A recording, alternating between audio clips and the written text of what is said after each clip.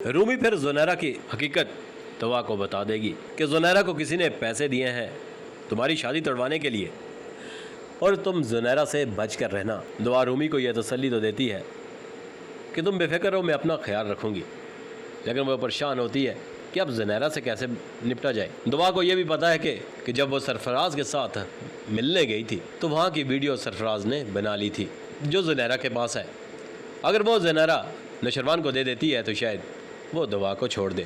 दवा को यही डर तो सताए जा रहा है। रूमी दवा को ये कहती है कि तुम्हारी लापरवाही तुम्हारे लिए एक दिन बहुत बड़ी मुश्किल बन जाएगी, तुम नौशरवान को सब कुछ बता दो।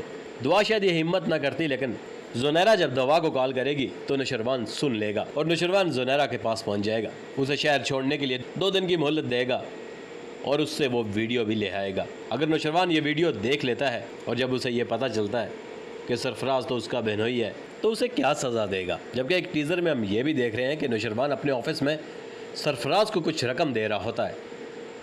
उसकी कहानी क्या है? जुनैरा के हाथों से तो नौशरवान ने दवा को बचा लिया। अब जुनैरा को इस काम के पैसे देने वाली नौशरवान की ही तो बीवी है और इस कहानी की असल विलन भी वही है। नौशरवान वो वीडियो तो जुनैरा से ले गया है, लेकिन उस वीडियो का सस्पेंस कहानी में कब दिखाया जाएगा? क्या वो सीडी नौशरवान तोड़ देगा या आगे चलकर फिर नौशरवान वो वीडियो देख लेगा और कहानी में एक नया सस्पेंस डाला जाएगा? ये तो आने वाले वक्त में ही पता चलेगा।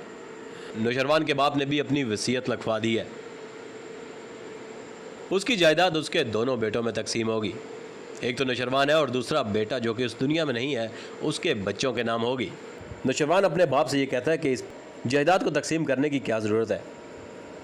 उसका बाप उससे कहता है कि ज़रूरत तो है, क्या ये बेहतर नहीं है कि तुम कशमाला को और बच्चों को अपने साथ ले जाओ? नौशरवान ये कर तो सकता नहीं है क्योंकि वहाँ उस घर में उसने दवा को रखा हुआ है, कशमाला को तो साथ लेकर नहीं जाएगा। अभी तो वो कशमाला को साथ लेकर नहीं जाएगा क्योंकि कहानी में ट्विस्ट डालने के लिए कशमाला ने अपनी कुछ और चालें भी चलनी हैं जो कि देखने वालों के लिए सस्पेंस भी बना रहेगा। अब इस कहानी की असल विलन तो कशमाला ही है जो कि नौशरवान को भी लेट ही समझ आएगी।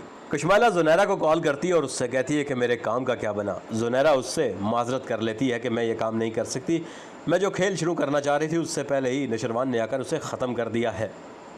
कशमाला उसे धमकी लगाती है तो जुनैरा उससे कहती है कि ये तो शुक्र करो अभी तक नौशरवान को अभी तक सिर्फ मेरा पता चला है। ये सोचो अगर वो ये जान गया कि उसकी बीवी ही इसके पीछे है, वो तुम्हारे साथ क्या करेगा। जुनैरा का किरदार तो शायद यहाँ तक ख़त्म हो जाए, लेकिन कशमाला का नहीं। क्या कशमाला अपनी इस नाकामी के बाद और कोई ऐसी हरकत नहीं करेगी जिससे वो दवा को नौशरवान की ज़िंदगी से अलग कर सके? कशमाला ये तो मानती है कि नौशरवान दवा के लिए ढाल बनकर खड़ा है और उसे हर मुश्किल से बचा रहा है, लेकिन ये कन्फर्म है कि कशमाला का किरदार मज़ीद ऐसे कई सस्पेंस दिखाएगा हमें। फ़िज़ा की माँ जब उसके घर जाती है मुबारकबाद देने तो वहाँ सरफराज की माँ उसे फिर से ताने देने शुरू हो जाती है।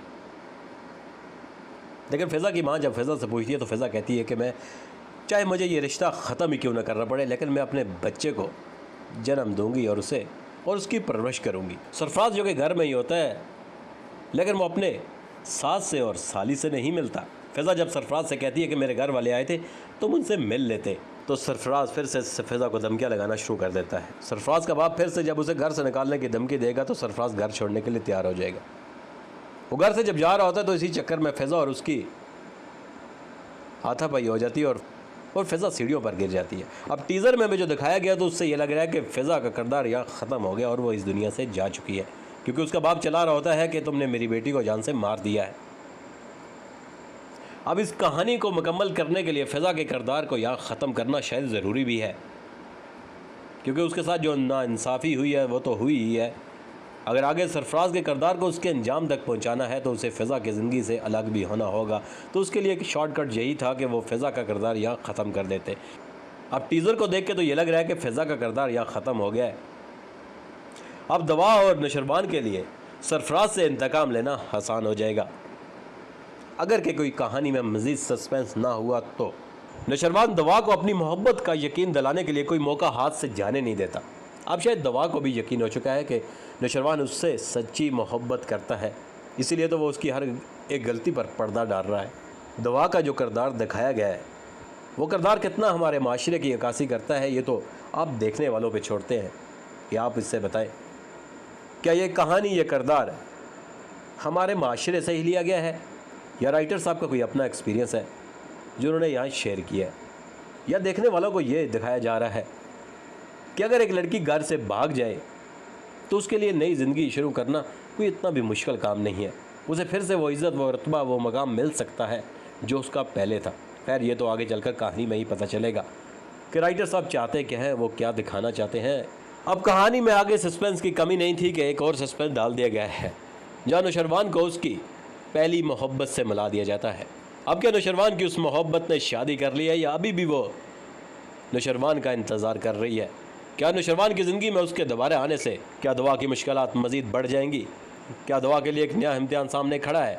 क्या नौशरवान अपनी पहली और दूसरी मोहब्बत से इंसाफ कर पाएगा? इस कहानी में तो एक से बढ़कर एक आपको सस्पेंस मिल रहा है, मगर इस कहानी का अख्ताम सरफराज और कशमाइला का अंजाम दुआ और नौशरवान की मोहब्बत पर ही होगा। उम्मीद करते हैं हमारी ये वीडियो आपको पसंद आए। अगर वीडियो पसंद आई तो हमारे चैनल को सब्सक्राइब, वीडियो को लाइक और शेयर ज़रूर करना।